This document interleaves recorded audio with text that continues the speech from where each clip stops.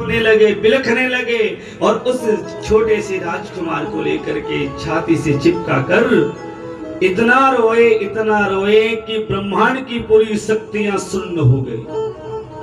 देवता, दानव, सिद्ध, गण सब शून्य हो गए। इतना प्रेम कोई पुत्र से कर सकता है? देवता विचलित हो गए। अंगिरा ऋषि को बोले, गुरुवर जाके अपने शिष्य को समझाओ। अंगिरा ऋषि बोले, अकेला नहीं जा सकता, मेरी भी हिम्मत नहीं है कि राजा के प्रलाप को देख सकूं, कितना रुदन कर रहा है। तो नारद जी बोले, मैं आपके साथ चलूं। नारद ऋषि और अंगिरा ऋषि राजा चित्रकेतु के सामने आए, समझाने लगे, देख राजन, हमने आपको पहले ही बताया था, कुछ सुख देगा फिर जीवन पर्यंत दुख देगा। गुरुवर, आपने मुझे बेटा दिया है ना, अब आप इसको जिंदा करो। क्यों? आपके पास वो सामर्थ्य शक्ति है, आपके पास वो तपोबल है, आप जीवन दान दे सकते हो मेरे पुत्र को। ऋषि ने कहा, ना, मैं पुत्र को दे सकता हूं तपस्या के बल से, तो किसी को जीवन नहीं दे सकता।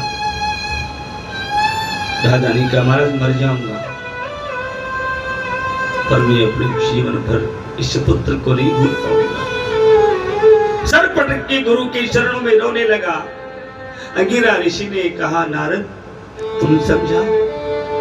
नारद जी ने कहा, देखो राजन, एक काम मैं कर सकता हूं, एक कार्य भी कर सकता हूं, क्योंकि मेरी नारायण से सीधी पहचान है। तुम्हारा बच्चा जिंदा हो सकता है, एक शर्त है। चित्रकेतु ने कहा, हमारा एक शर्त के 1000 मान सकता हूं, बताओ क्या शर्त है, मुझे बच्चा चाहिए। बोले, राजन, तुम्हारे पुत्र को मैं एक क्षण के लिए जिंदा करूंगा, पर ये कहना पड़ेगा कि तुम्हारा पुत्र ये कह दे कि आप उनके पिता हो। यदि तुम्हारे पुत्र ने कह दिया कि आप उनके पिता हो तो वो जीवन पर्यंत तुम्हारी सेवा करेगा। यदि उसने कह दिया तुम मेरे पिता नहीं हो, फिर कुछ नहीं होगा। मंजूर है, बिल्कुल मंजूर, कि मेरा बेटा है, क्यों नहीं कहेगा, मेरा पुत्र है, कहेगा।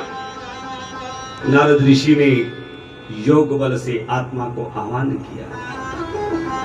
आत्मा वहां पे प्रकट होती है। आत्मा सामने खड़ी हो गई। चित्रकेतु ने पुत्र में हलचल देखी, मेरा पुत्र, मेरा पुत्र, मेरा पुत्र। आत्मा ने कहा, पिताजी, आप मेरे